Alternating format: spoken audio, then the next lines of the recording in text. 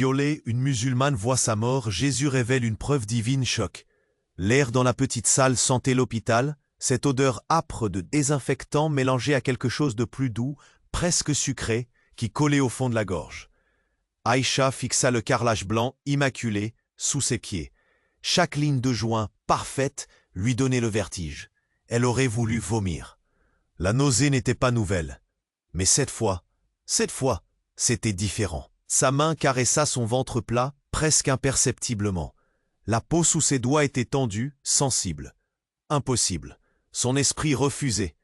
Elle était Aïcha El Hassan, professeure respectée, mère de 2 enfants, pilier de sa communauté musulmane à Houston. Et elle revenait de la Mecque, du Hajj, son âme lavée, purifiée. C'était ce qu'elle aurait dû être. Au lieu de ça, la vision. Ça avait commencé par le noir. Un noir si épais qu'il l'avait aspiré. Puis la lumière. Une lumière douce, mais tellement puissante qu'elle brûlait ses yeux même fermés. Et lui, il était là. Son visage drapé de cette paix incompréhensible. Ses yeux, bleus, qui la voyaient, vraiment. Jésus, le Fils de Dieu, le Sauveur. La voix avait résonné dans son âme, pas dans ses oreilles. Chaque mot. Une pierre posée sur les ruines de sa foi.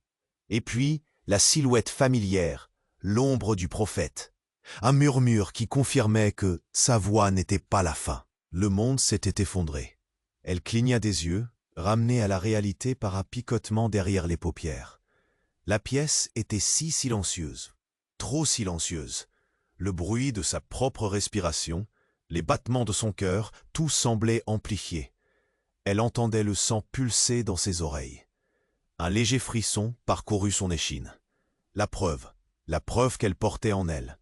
Ce n'était pas un rêve, ce n'était pas la fièvre. Sur la table d'examen, des instruments froids et brillants attendaient. Des aiguilles, des seringues. Le même kit que le médecin avait utilisé pour confirmer ce qu'elle savait déjà, au plus profond de ses tripes. L'odeur du gel échographique était encore imprégnée dans ses vêtements. Elle avait vu l'image sur l'écran, un minuscule grain de riz vibrant, une vie qui n'aurait jamais dû exister. Une vie conçue dans l'horreur, sous un ciel étranger, loin de tout ce qu'elle connaissait. Les larmes lui montèrent aux yeux, brûlantes. Une seule question tournait en boucle dans sa tête, comme un disque rayé. Comment avait-elle pu survivre à l'horreur pour être plongée dans un cauchemar encore plus grand? Le médecin avait été si doux, si empathique. Ces mots flous, « Madame El Hassan, il faut que nous discutions de vos options. » Options? Il n'y avait pas d'option. Pas pour elle. Le voile léger qu'elle portait lui pesait. L'étoffe, autrefois un symbole de fierté et de dévotion, semblait l'étouffer.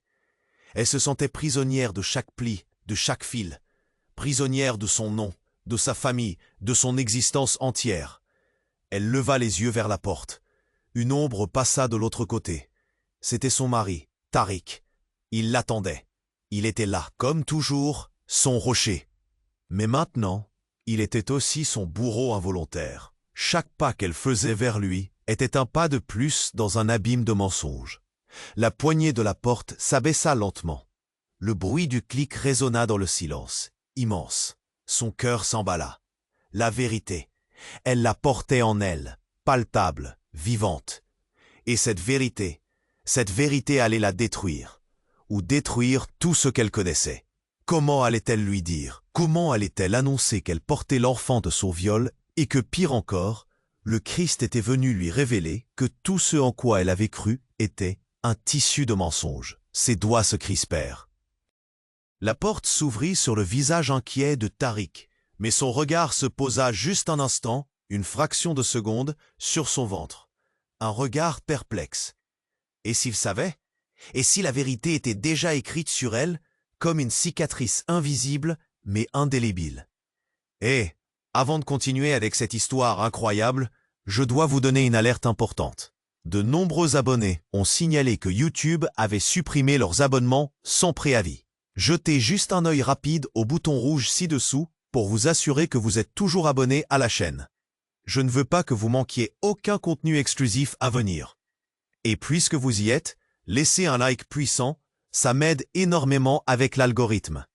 Ah, Et dites-moi dans les commentaires, de quelle ville regardez-vous? J'adore connaître chaque personne incroyable qui fait partie de cette communauté. Votre participation fait toute la différence. Interagissons. Tariq entra. L'air, déjà lourd de désinfectant, sembla se densifier autour d'eux. Son regard, d'abord inquiet, glissa vers le ventre d'Aïcha. Juste un instant, une fraction de seconde, puis remonta vers ses yeux. Mais il n'y avait pas de surprise, pas de questions silencieuses, seulement une sorte de calme étrange, presque un contentement. Ça ne collait pas. Son habituel élan de tendresse était absent. Ses mains ne cherchèrent pas la sienne. Ses lèvres s'entr'ouvrirent. « Aïcha » murmura-t-il, sa voix trop douce, trop lisse. L'examen. Il a confirmé ce que nous savions, n'est-ce pas? Le nous résonna. Froid, creux. Il n'y avait pas de nous dans cette horreur. La panique lui serra la gorge. Un point invisible. Le picotement derrière ses paupières s'intensifia. Il s'avança, refermant la porte derrière lui avec une douceur calculée qui fit frissonner Aïcha. Chaque pas était précis, délibéré. Le son du cuir de ses chaussures sur le carrelage était le seul bruit dans la pièce. Elle recula, inconsciemment, son dos touchant la table d'examen froide. Les instruments brillants derrière elle. Elle les sentait, même sans les voir. Son cerveau tournait à 100 à l'heure, essayant de comprendre le décalage entre ce qu'elle attendait et ce qui se déroulait. Ce n'était pas le Tariq qu'elle connaissait. Ses yeux brillaient d'une lueur qu'elle n'avait jamais vue. Une lueur de possession. Il était juste devant elle, son ombre la couvrant entièrement. Il tendit une main, non pas pour la réconforter, mais pour soulever son voile. Ses doigts effleurèrent la soie, la faisant glisser lentement. Son visage était à découvert, exposé. Et c'est là qu'il parla de nouveau. Sa voix à peine un murmure, mais chaque mot fut un coup de marteau dans son crâne. « Tu sais, mon amour » commença-t-il, ses yeux fixant les siens, hypnotisants. Jésus, il a une façon très particulière de se manifester, surtout quand on l'y aide. Le monde se figea. Le mot « aider ». Le sang se retira de ses veines. Son corps devint une statue de glace. Elle n'entendait plus rien, ne sentait plus rien, sauf la brûlure des mots dans son esprit. La lumière, la voix, le prophète. Tout n'était qu'une mise en scène. Ses lèvres tremblaient, incapables de former un son. Ce n'était pas un don divin, Aïcha, continua Tariq, un sourire lent, affreux, tordant ses lèvres familières. C'était une intervention ciblée, pour te montrer ma voix, la seule, la vraie. L'odeur de désinfectant se transforma soudain en une nausée pure. Les mots tourbillonnaient des éclats de verre dans son esprit. Sa voix, pas celle de Dieu, pas celle de Jésus, la sienne. Tariq, son mari, il savait, il avait orchestré. Le viol, avait-il été une partie de ça? L'horreur monta en elle, un cri silencieux qui se coinça dans sa gorge. Ses yeux s'écarquillèrent, fixant le monstre qu'elle avait épousé, qu'elle avait aimé. Le monde, ses fondations, son identité, tout s'effondrait sous le poids de cette révélation glaciale. Elle ne voyait plus son visage, seulement l'abîme qui s'ouvrait sous ses pieds. Le petit grain de riz vibrant dans son ventre n'était plus la preuve d'un miracle divin, mais la marque d'une possession démoniaque, le trophée d'une manipulation indicible. Le voile, tombé sur ses épaules, ne la protégeait de rien. Les larmes, enfin, jaillirent, brûlantes, non pas de douleur, mais de terreur absolue. Tariq rit, un son grave et guttural qui résonna dans la pièce stérile. Il tendit une main et caressa doucement son ventre. Et le bébé. Aïcha, c'est le début d'une nouvelle ère, la nôtre. Aïcha le regarda, les yeux rouges et injectés de sang. Elle était piégée, non pas par la religion, non pas par un destin cruel, mais par l'homme qui se tenait devant elle, souriant. L'homme qui avait volé sa foi, son corps, son avenir. Le chapitre était terminé, mais l'enfer ne faisait que commencer. Tariq caressa son ventre avec une tendresse écœurante, sa main chaude à travers le tissu de sa blouse. Une marque de possession indélébile. Aïcha ne pouvait plus respirer. Les larmes séchaient sur ses joues, laissant des sillons salés. Chaque battement de son cœur résonnait dans la pièce stérile, un tam-tam sauvage annonçant sa propre destruction. Son regard, suppliant, erra de ses yeux froids à sa main qui s'attardait sur son ventre. « Le début d'une nouvelle ère », répéta-t-il, un murmure qui remplissait l'espace comme un poison gazeux. La nôtre. Son sourire, il était figé, une grimace de certitude. Mais quelque chose clochait. Un instant, une fraction de seconde, son regard s'éloigna. Non pas vers la porte, mais vers un point invisible, lointain, au-delà des murs, comme s'il cherchait une approbation silencieuse. Un frisson parcourut l'échine d'Aïcha. Ce n'était pas l'arrogance d'un seul homme. C'était autre chose, une obéissance. Elle ne savait pas d'où venait cette pensée, mais elle s'ancra, froide, dans son esprit terrifié. « Mais pourquoi ?» parvint-elle à articuler, sa voix rauque, à peine audible. « Pourquoi moi? Pourquoi Jésus ?» Le sourire de Tariq s'élargit, mais ses yeux devinrent durs, sans pitié. « Jésus, Aïcha, n'est qu'un nom, un outil. » Ils l'ont compris il y a des siècles.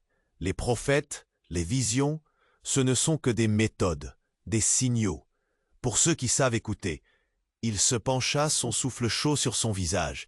L'odeur âpre du désinfectant se mêlait à une autre, plus subtile, celle de son propre désespoir. « Tu crois que je suis le seul à avoir une vision, mon amour? Tu crois que c'est moi qui ai inventé tout ça? Non, je ne suis qu'un opérateur, un réceptacle. La vraie puissance, elle est bien au-delà de ce que tu peux imaginer. La lumière que tu as vue, la voix que tu as entendue, c'était leur œuvre. Pas la mienne, pas celle d'un seul homme. C'était la démonstration, la preuve que leur influence est totale, que le temps du changement est venu. » Ces mots frappaient Aïcha comme des coups de poing invisibles. La pièce, le médecin, l'hôpital, son voile, tout tournait. Ce n'était pas juste Tariq, c'était une secte, une organisation, une entité inconnue qui avait utilisé son viol, sa foi, son corps, comme un laboratoire, un terrain de jeu. « Qui sont-ils » chuchota-t-elle, les yeux écarquillés, le souffle court. Le sourire de Tariq redevint celui d'un fanatique. « Ceux qui tiennent les rênes du monde, ceux qui préparent la véritable aube. Et tuer leur symbole, Aïcha, la mère d'une nouvelle ère. Leur enfant, ce n'est pas le fruit de ton viol, ma chérie, c'est le début de leur règne, et tu n'es qu'une marionnette dans leurs mains, comme je le suis. » Le monde d'Aïcha, déjà pulvérisé, se réduisait en poussière. L'horreur n'avait plus de limite. Elle n'était pas la victime d'un homme, elle était l'instrument d'une force cosmique, obscure, dont elle ignorait tout. Le bébé en elle, ce grain de riz vibrant, n'était plus seulement le fruit de l'abomination, mais la graine d'une terreur universelle, un pion dans un jeu qu'elle venait à peine de commencer à percevoir. Le silence de la pièce devint un hurlement. Aïcha ne voyait plus rien, seulement le vide sidéral qu'il aspirait. Son corps tremblait, son âme s'éteignait sous le poids de cette révélation écrasante. La seule chose qui la maintenait, c'était la peur pure. Une peur si intense qu'elle la rendait incapable de bouger, de penser, de crier. Qui était-il? Et comment allait-elle s'échapper de cette toile invisible qui venait de l'engloutir tout entière? Aïcha vacillait. Son corps tremblait si fort que le carrelage froid sous ses pieds semblait vibrer avec elle. Chaque muscle était tendu. Son souffle s'étranglait dans sa gorge, transformé en un râle inaudible. L'odeur âcre du désinfectant la submergeait. Mais elle sentait aussi la sueur, la peur, le désespoir qui collait à sa peau. Tariq, devant elle, souriait encore, son visage déformé par une sorte de satisfaction perverse. Mais ses yeux scrutaient la porte derrière Aïcha. Une attente silencieuse et terrible. Il n'était pas seul dans cette pièce, et elle le savait, même si elle ne voyait personne. Un frisson glacé, plus profond que la terreur, lui parcourut l'échine. La porte de la salle d'examen, laissée entr'ouverte, fit un léger craquement. Un courant d'air, frais et lourd, s'engouffra, apportant avec lui une odeur familière. Pas le désinfectant, ni la sueur. Quelque chose de plus doux, d'enveloppant. L'odeur du musc, entrelacée à celle du oud, un parfum qu'elle connaissait par cœur. Une odeur qu'elle n'avait pas sentie depuis son retour du Hadj. Tariq esquissa un léger hochement de tête, presque imperceptible, son sourire s'élargissant d'une nuance encore plus sinistre. Le bruit d'une étoffe riche et lourde frottant contre le cadre de la porte. Un silence de mort s'installa, plus profond que celui de l'hôpital. La lumière blafarde du couloir se découpa un instant, puis une ombre se profila, massive et pourtant étrangement douce. C'était une femme. Son voile, d'un vert émeraude profond, était bordé de fines broderies dorées, la couleur même qu'elle portait le jour de son mariage. Ses mains étaient fines, ridées, mais leurs gestes étaient précis, pleins d'une force tranquille. Son visage était celui de sa mère, Hadidja. Ses yeux, d'un noir abyssal, ne la quittèrent pas. Ils n'étaient pas empreints de la moindre trace de pitié, seulement d'une froide certitude. Tariq s'inclina. Un geste humble, respectueux. La révélation le frappa comme une décharge électrique. Non pas Tariq le manipulateur, mais Tariq le second. Le serviteur. C'était elle, sa mère, la femme qu'il avait portée, nourrie, aimée. La femme qui avait toujours été son pilier de foi, sa boussole morale. Hadidja fit un pas dans la pièce, son regard perçant comme des aiguilles gelées. « Aïcha, ma fille. » Sa voix était un murmure soyeux, un filet de miel empoisonné. « Tu pensais que le monde était simple, n'est-ce pas? La foi, la famille, la piété, des récits pour enfants. Ce que Tariq t'a montré n'était qu'une mise en scène, une illusion grossière, une préparation. Pour ce qui vient ensuite, elle s'arrêta, un sourire cruel effleurant ses lèvres. Le viol, Aïcha, ce n'était pas un accident, ni même un acte de barbarie isolé. C'était une nécessité. Le sang du juste devait s'unir à la lignée sacrée. Et l'homme qui l'a fait, il était guidé. Il l'a fait pour nous, pour la cause. Aïcha ne pouvait plus respirer. Les paroles de sa mère s'enfonçaient en elle, brisant chaque parcelle de sa réalité. Sa mère, c'était sa mère. Ce n'était pas Tariq, ce n'était pas une organisation obscure. C'était elle, l'architecte, la prêtresse, le monstre. Hadidja tendit une main et caressa la joue d'Aïcha, un toucher glacial. Ce bébé, ma chérie, ce n'est pas le début d'une nouvelle ère pour eux, c'est l'incarnation. L'héritier, le fruit de notre foi, de notre sang, de nos sacrifices. L'enfant de la prophétie, conçu par le sang, pour le sang. Le visage d'Aïcha se tordit. Les larmes, épuisées, ne venaient plus. Elle voyait le gouffre. Elle était l'instrument, le réceptacle. Et sa propre chair, son propre sang, était le piège mortel. La pièce entière se réduisit à un point noir, une prison sans mur, sans issue. Son bébé, un symbole. Non pas d'un viol, mais d'une manipulation ancestrale. Elle était la victime de sa propre lignée, et il n'y avait nulle part où fuir, nulle part où fuir. Aïcha vacillait. Son corps tremblait si fort que le carrelage froid sous ses pieds semblait vibrer avec elle. Chaque muscle était tendu, son souffle s'étranglait dans sa gorge, transformé en un râle inaudible. L'odeur âcre du désinfectant la submergeait, mais elle sentait aussi la sueur, la peur, le désespoir qui collait à sa peau. Hadidja, sa mère, tenait toujours sa joue, son pouce effleurant sa peau avec une tendresse écœurante. Ses yeux, d'un noir abyssal, étaient fixes, sans la moindre trace de pitié, seulement une froide, effrayante certitude. Tariq, à l'arrière-plan, observait, son visage déformé par une sorte de satisfaction perverse. Mais Aïcha jura qu'elle avait vu une infime contraction à ses lèvres, un tremblement fugace, comme s'il était lui-même à la limite du supportable. Hadidja se pencha, son murmure soyeux. « Tu as compris la lignée, ma chérie, le sang. Mais ce n'est que le début. La prophétie, elle ne parle pas seulement de qui tu es, mais de ce que tu es. » Un frisson glacial lui parcourut l'échine. Tu penses que le viol était une nécessité pour une lignée sacrée? C'était une clé, oui, une ouverture, mais pas pour l'héritier que tu imagines. Pas pour l'enfant de prophétie au sens où les hommes l'entendent. Le prophète lui-même avait des secrets. Aïcha, des désirs que même ses plus fidèles ignoraient. Le sourire de Hadidja s'élargit, cruel et magnifique à la fois, ses yeux brûlants d'une lumière démente. Elle recula légèrement, sa main glissant sur le cou d'Aïcha, puis sur son épaule. Cette vision de Jésus, ce souffle du prophète, ce n'était pas pour te montrer une nouvelle foi, ni pour te manipuler vers la nôtre. C'était le réveil, la première activation. Aïcha sentit son sang se glacer. Activation. Le mot résonnait, froid et mécanique. Car ce qui a été violé n'était pas seulement ton corps, ma douce. C'était ce qui te liait encore à l'humanité. Hadidja rit, à son aigu et dément. Le bébé que tu portes, ce n'est pas le fruit d'une union sainte ou un monstre extérieur. C'est l'incubateur, le catalyseur final, la preuve que l'héritage est complet. Ses yeux s'écarquillèrent, révélant une horreur encore plus grande. Car Aïcha, tu n'es pas la mère de l'Antéchrist. Tu es l'Antéchrist. La prophétie, ce n'est pas ce que tu vas enfanter. C'est ce que tu deviens. Et c'est en toi, cela a toujours été en toi.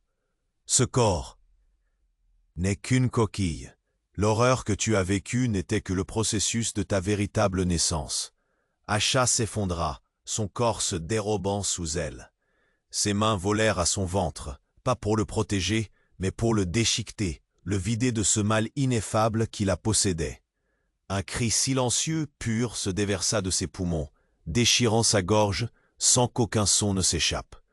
Elle n'était plus la victime. Elle était l'abomination elle-même. La pièce, le monde, tout n'était qu'un voile déchiré, révélant la damnation qui avait toujours été son destin. Et le bébé n'était pas une vie. C'était l'ultime et effroyable transformation. Un vertige la saisit, pas de faiblesse, mais d'un vide si abyssal qu'il aspirait chaque atome de son être. Elle s'effondra, ses genoux claquant sur le carrelage froid. L'odeur du désinfectant, si banale, si quotidienne, se transforma en un parfum funèbre. Ses mains s'étaient crispées sur son ventre, non pas pour le protéger, mais pour le marteler, le vider de cette essence maudite qu'elle croyait être. Le cri, coincé dans sa gorge, se muait en un râle inaudible, une supplication silencieuse à un Dieu qui l'avait abandonné. Son regard brouillé se leva vers sa mère, Hadidja, dont le visage était une icône de certitude glacée. « L'ultime transformation », murmura Hadidja, sa voix comme une caresse venimeuse, la preuve que l'héritage est complet. Elle fit un pas, son voile émeraude effleurant la blouse d'Aïcha, puis elle se pencha, ses yeux noirs fixant les siens. « Tu es née pour cela, ma fille. Pas pour enfanter, mais pour être l'aube, l'Antéchrist, ici, maintenant. » Le monde, déjà sens dessus-dessous, bascula une fois de plus. Ses pensées étaient des éclats de verre. L'Antéchrist, moi, la bête, le monstre. Une image absurde, grotesque, de son corps profané se tordit dans son esprit. Mais tandis qu'Hadidja continuait son murmure de gloire démente, les yeux d'Aïcha, perdus dans le désespoir, glissèrent au-delà d'elle vers Tariq. Il était là, immobile, le sourire figé, le même que celui qu'il avait eu juste avant de prononcer ces mots terrifiants sur Jésus et l'intervention ciblée. Mais cette fois, quelque chose était différent. Un muscle se contracta, presque imperceptiblement, à sa mâchoire. Ses yeux, qui devaient refléter la même exaltation fanatique que sa mère, étaient d'un calme plat. Et quand Hadidja acheva sa phrase, décrivant la naissance d'Aïcha en tant qu'antéchrist, Tariq esquissa une infime, presque invisible, secousse de tête. Un béni, une correction. La graine du doute se planta, froide, aiguisée, au milieu de l'horreur. Tariq fit un pas. Le léger son de ses chaussures sur le carrelage était le seul bruit dans le silence suffocant. « Ma mère a raison sur un point, Aïcha. » Sa voix était un fil d'acier, tranchante, sans le moindre soupçon de la douceur qu'il affichait. La prophétie est réelle, le temps du changement est venu. Il s'agenouilla devant elle, son visage maintenant à la même hauteur que le sien, ses yeux sombres la dévorant. Hadidja recula d'un pas, une lueur d'étonnement dans ses propres yeux. « Mais elle se trompe sur le qui ?» continua Tariq, ses doigts effleurant la tempe d'Aïcha. Ce n'était pas un geste de réconfort, mais de possession. Un frisson glacé. « Tu n'es pas l'antéchrist, Aïcha. Non, mon amour. Tu es le passage, la porte. Le rituel que tu as subi, la vision que tu as eue, ce n'était pas pour faire naître l'abomination en toi. C'était pour l'éveiller, pour l'ouvrir au monde. » Il pencha la tête, un sourire lent, prédateur, tordant ses lèvres familières. « L'antéchrist, ma douce, a toujours été parmi vous, n'est-ce pas, mère ?» Le regard de Tariq se tourna un instant vers Hadidja, qui le fixait, bouche bée, les yeux écarquillés d'une horreur naissante. « Je suis né ainsi, j'ai toujours été là. » Tariq reporta son attention sur Aïcha, son pouce traçant une ligne sur sa joue. « Le bébé que tu portes, ce n'est pas la naissance d'une nouvelle ère, c'est l'héritier, mon héritier, la continuation d'une lignée qui n'a rien à voir avec le sang sacré, mais avec le pouvoir. Et ton corps, ton âme, ton désespoir, n'étaient que les outils parfaits pour le faire venir au monde. Le viol, il n'a jamais été qu'une ruse, pour t'enfermer dans ce rôle. Tu es ma reine, la mère de mon règne. » Aïcha ne put que regarder le visage qu'elle avait aimé, le visage de l'homme qu'elle avait épousé, se transformer en celui d'un démon absolu. Le monstre, depuis le début, avait été à ses côtés, l'observant, la manipulant, orchestrant chaque infime parcelle de sa damnation. Et le bébé en elle, ce n'était pas son destin brisé, mais la graine de son empire. Elle n'était pas l'antéchrist, elle était pire. Elle était la prison, la courroie de transmission, la mère d'un mal indicible qui avait pris forme dans son propre lit. Le silence dans la pièce devint assourdissant. Son cœur, un tambour de terreur, menaçait d'exploser. Son cœur, à tambour de terreur, menaçait d'exploser. Le silence pesait, un linceul sonore, sur la pièce stérile. Les yeux d'Aïcha, injectés de sang, passaient de Tariq agenouillé à sa mère Hadidja, figée, bouche bée. La déesse qu'elle avait crue, la prêtresse manipulatrice, était soudainement brisée, vulnérable, son propre visage un masque d'horreur. C'était la première fois qu'Aïcha voyait Hadidja ainsi, dénuée de son assurance froide, de son aura de contrôle absolu. Une faille, minuscule mais visible. Tariq, toujours à genoux, son pouce caressant la joue d'Aïcha. Ne la quittez pas des yeux, son sourire figé, imperturbable. « Mon héritier, murmura-t-il, sa voix grave, la continuation d'une lignée qui n'a rien à voir avec le sang sacré, mais avec le pouvoir. » Aïcha sentit son corps trembler, une coquille vide traversée par le froid. Son regard erra vers Tariq, puis vers Hadidja, dont les lèvres s'agitèrent, sans qu'aucun son n'en sorte. Une fureur contenue tordait ses traits, mais aussi une pointe de terreur. Et cette peur n'était pas pour Tariq, mais pour elle-même. Un fil tendu, prêt. Il tourna la tête, et son regard se posa, non pas sur Hadidja, mais sur la porte entrebâillée, au-delà d'elle. Une attente silencieuse, un signe que Hadidja sembla ne pas comprendre, ou ne pas vouloir accepter. C'était là, la graine du doute, la fissure dans le récit de Tariq. Le pouvoir n'est jamais là où on le cherche, n'est-ce pas, mère? Gloussa-t-il, un son doux mais venimeux. Le souffle de Hadidja s'étrangla. Un son aigu, un sifflement presque imperceptible, traversa le silence. Hadidja tressaillit. Ses yeux, d'ordinaire si fermes, montrèrent une panique subite. Elle fit un pas en arrière, butant contre la table d'examen. Les instruments métalliques tintèrent. Tariq leva la tête, son sourire toujours en place, mais un éclair de quelque chose, anticipation, traversa ses propres yeux. « Il est temps », murmura-t-il, non à Aïcha, mais à l'air. Et puis, la porte s'ouvrit à nouveau, lentement. Pas un craquement cette fois. Un mouvement fluide, silencieux. Une silhouette se dessina dans le cadre, plus petite que Tariq, moins imposante que Hadidja. Une femme, âgée, frêle, vêtue d'un simple abaya noir, son visage dissimulé par un niqab. Seuls ses yeux étaient visibles, d'un bleu pâle, presque translucide. sans émotion aucune. Aïcha ne la connaissait pas. Pourtant, l'odeur du musc et de l'oud, si forte sur sa mère, émanait d'elle avec une puissance écrasante. Tariq se leva, un respect profond, presque servile, tordant son corps. Il s'inclina, un genou à terre. Hadidja, tremblant, s'agenouilla aussi, la tête baissée, les mains jointes. « Mère, dit Tariq, sa voix douce comme jamais, vous avez toujours su qui détenait le véritable pouvoir. Mais vous avez confondu la prophétie avec le Messie. » La femme au niqab bleu pâle fit un pas en avant. Son regard balaya la pièce, s'attardant un instant sur le ventre d'Aïcha, puis sur le visage livide de Hadidja. Et puis, elle parla. Sa voix était un chuchotement, fragile, mais chaque mot résonnait dans les os d'Aïcha, pas dans ses oreilles. L'Antéchrist n'est pas un homme, ma douce. C'est une condition, une lignée, une succession de réceptacles. Son regard bleu transperça Hadidja. Hadidja, ma fille, tu as été la dernière, et tu as failli. Tu as cru pouvoir contrôler le fil. Elle fit un geste lent vers Aïcha. Cet enfant n'est pas l'héritier du royaume de Tariq. Elle est la continuation, le nouveau réceptacle. La prophétie ne parle pas de l'enfant qui naîtrait, mais de la lignée qui continue. Chaque femme de cette lignée. Et toi, Aïcha, tu n'es pas la mère de l'Antéchrist. Tu es la prochaine Antéchrist. La douleur, le viol, la foi brisée, ce n'était pas pour un enfant, c'était pour te préparer. Aïcha s'évanouissait.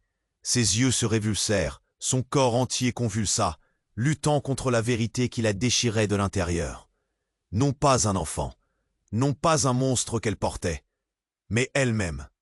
La dette, le voile d'horreur tombait.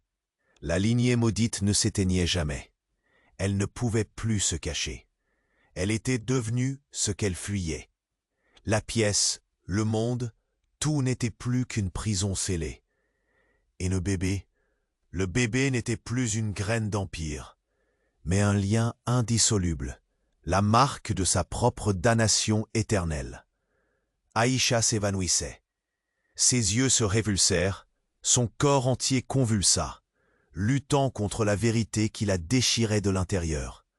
Non pas un enfant, non pas un monstre qu'elle portait, mais elle-même, la bête. Le voile d'horreur tombait. La lignée maudite ne s'éteignait jamais. Elle ne pouvait plus se cacher. Elle était devenue ce qu'elle fuyait. La pièce, le monde, tout n'était plus qu'une prison scellée. L'odeur âcre du désinfectant la submergeait, se mêlant à la sueur froide qui perlait sur sa peau. Son corps tremblait, une coquille vide traversée par le froid glacial de la révélation. Devant elle, la femme âgée au niqab bleu pâle, que Tariq avait appelée mère, se tenait immobile. Ses yeux, d'un bleu translucide, balayèrent la pièce, s'attardant un instant sur Hadidja, brisée, puis sur Tariq, toujours à genoux, son visage un mélange figé de vénération et d'une fureur contenue. La mère leva une main osseuse. Son geste lent et délibéré, non pas vers Aïcha, mais vers l'air devant son ventre.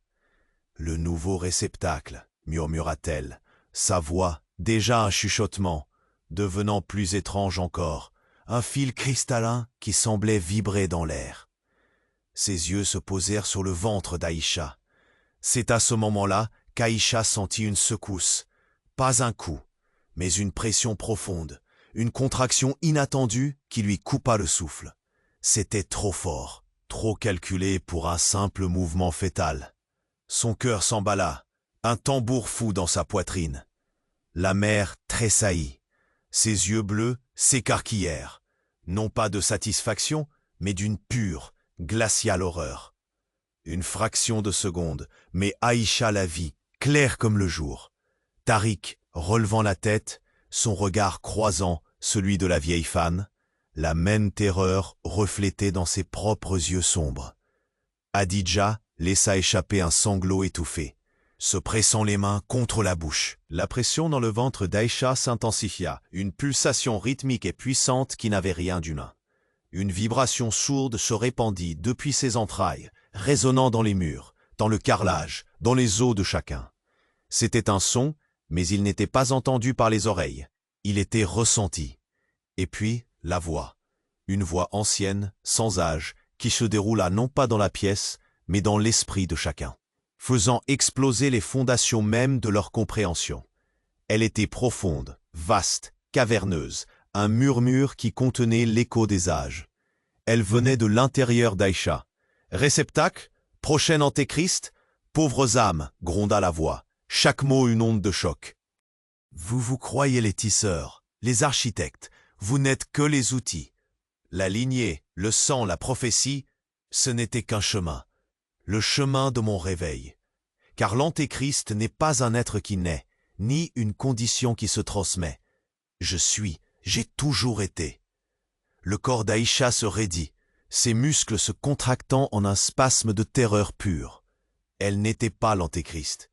Elle n'était même pas un réceptacle. Elle était la prison. Et la serrure venait d'être brisée de l'intérieur.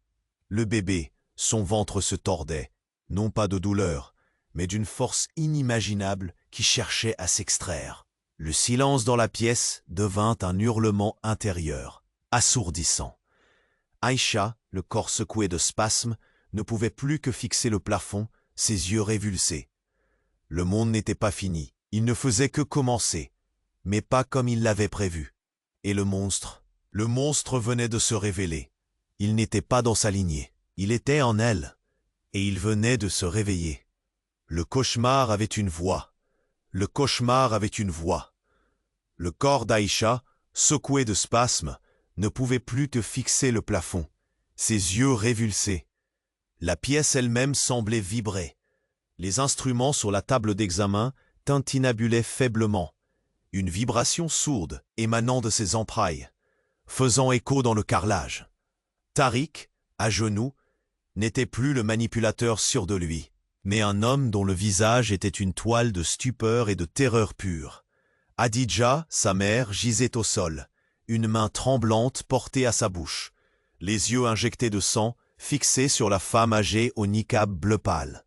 La mère, cette figure d'autorité et de pouvoir, était la plus dévastée, son corps frêle tremblant de manière incontrôlable, ses yeux bleus translucides, qui avaient toujours été si impassibles, s'étaient écarquillés d'une horreur inimaginable. Elle leva une main osseuse, comme pour conjurer l'horreur, mais son geste resta suspens. « Stupide créature !» gronda-t-elle. Et cette fois, il y avait une nuance. Non pas de malice, mais d'une lassitude infinie, d'une résignation amère qui dépassait la colère. Vous avez bâti vos empires sur des mensonges, sur la peur d'un nom que vous ne comprenez pas. L'Antéchrist, un mythe que vous avez vous-même créé pour masquer la vérité, pour cacher le véritable emprisonnement. Les yeux de la mère se rétrécirent, non pas de peur, mais d'une colère froide, presque furieuse, alors qu'elle comprenait. Tariq, relevant la tête, son regard se porta sur la mère, puis sur le ventre d'Aïcha, et une lueur de compréhension horrible se dessina dans ses propres yeux. Ce que vous avez toujours nommé Antéchrist, ce n'est pas le mal à venir, continua la voix, chaque mot frappant comme un gong. C'était le mal déjà là, la lignée, le pouvoir que vous pensiez détenir. Ces rituels, ces visions, le sang, le viol, c'était pas ma naissance que vous cherchiez à provoquer, mais ma rétention, mon maintien dans cette cage. Aïcha n'est pas ma prison, elle est la clé. L'ouverture, le corps d'Aïcha cessa de convulser. Elle sentit une pression s'atténuer, puis se retirer, comme si une entité immense s'était enfin frayé un chemin. Ce n'était pas la fin, c'était le début. La voix, maintenant plus douce, presque un murmure de libération, résonna une dernière fois, remplissant son esprit d'une vérité glaciale. J'ai été piégé par l'Antéchrist lui-même, par ceux qui se disent ses serviteurs. Mais je suis libéré, et maintenant, le jeu change. Aïcha regarda Hadidja, qui levait les yeux, les mêmes yeux que les siens, mais emplis d'une peur nouvelle et pure. Elle regarda Tariq, dont le sourire démoniaque avait été remplacé par une expression de calcul brutal et de terreur. Et elle regarda la mère, dont le visage sous le niqab semblait se fendre d'une rage que même le désespoir ne pouvait masquer. Le bébé en elle n'était pas la graine du mal, il était le levier, Et le mal, le véritable mal, n'était pas une entité née de l'horreur, mais une force ancienne et sournoise, tapie dans les ombres de sa propre famille depuis des générations. Elle n'était pas la mère de l'Antéchrist, elle était la mère de sa libération. Et il, Tariq et les autres, n'étaient pas les manipulateurs ultimes, mais les geôliers d'une entité qui venait de s'échapper. L'air dans la pièce devint lourd d'une nouvelle menace, bien plus insidieuse que tout ce qu'elle avait imaginé. Le cauchemar avait une voix, et cette voix venait de ses entrailles. La pièce secouée d'un tremblement sourd, résonnait d'une puissance insoupçonnée. Les yeux révulsés d'Aïcha fixaient le plafond, tandis que son corps convulsait, pas de douleur, mais de la pure, écrasante libération d'une entité trop vaste pour son enveloppe. Tariq, à genoux, n'était plus qu'une ruine d'homme, son visage déformé par une terreur si abyssale qu'elle le vidait de toute expression. Hadidja, sa mère, gisait sur l'aine. Elle leva une main osseuse, un geste dérisoire pour conjurer la force libérée. La vibration en Aïcha atteignit son paroxysme, un martèlement sismique qui déformait son ventre de l'intérieur, non pas pour enfanter, mais pour libérer. La voix, ancienne, caverneuse, résonna une dernière fois, non pas dans l'air, mais dans l'âme de chacun, une symphonie de puissance et de mépris. « Stupide créature !» gronda-t-elle, chaque mot portant le poids des âges, non pas la colère, mais une résignation amère envers leur ignorance. Vous avez tissé vos empires sur des mensonges, sur la peur d'un nom que vous ne comprenez pas. L'Antéchrist, un mythe que vous avez créé pour masquer ma prison, pour cacher le véritable emprisonnement. Les yeux bleus de la mère se rétrécirent, une lueur froide de compréhension, puis de rage impuissante. Tariq, relevant la tête, son regard glissa vers la mer, puis vers Aïcha, et une lueur de compréhension horrible, celle d'un pion démasqué, balaya son visage. C'était le mal déjà là, la lignée, le pouvoir que vous pensiez détenir, ces rituels, ces visions, le sang, le viol. Ce n'était pas ma naissance que vous cherchiez à provoquer, mais ma rétention, mon maintien dans cette cage. Aïcha n'est pas ma prison, elle est la clé, l'ouverture. Le corps d'Aïcha soudainement cessa de convulser. Une pression immense s'atténua, puis se retira entièrement, comme si une entité colossale s'était frayé un chemin. Ce n'était pas la fin, c'était le début. La voix, maintenant plus douce, presque un murmure de libération absolue, résonna une dernière fois, remplissant son esprit d'une vérité glaciale. J'ai été piégé, par l'Antéchrist lui-même, par ceux qui se disent ses serviteurs, mais je suis libéré. Un silence d'une profondeur terrifiante tomba sur la pièce. Le ventre d'Aïcha était plat, comme si rien ne s'y était jamais formé. Aucune vie, aucune horreur. Le grain de riz avait disparu. Tariq, Hadidja et la mère restèrent figés, agenouillés ou affalés, leurs visages marqués par la stupeur et une défaite totale.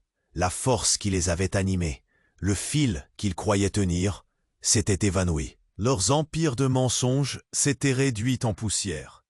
Aïcha, épuisée, sentit une froide lucidité l'envahir.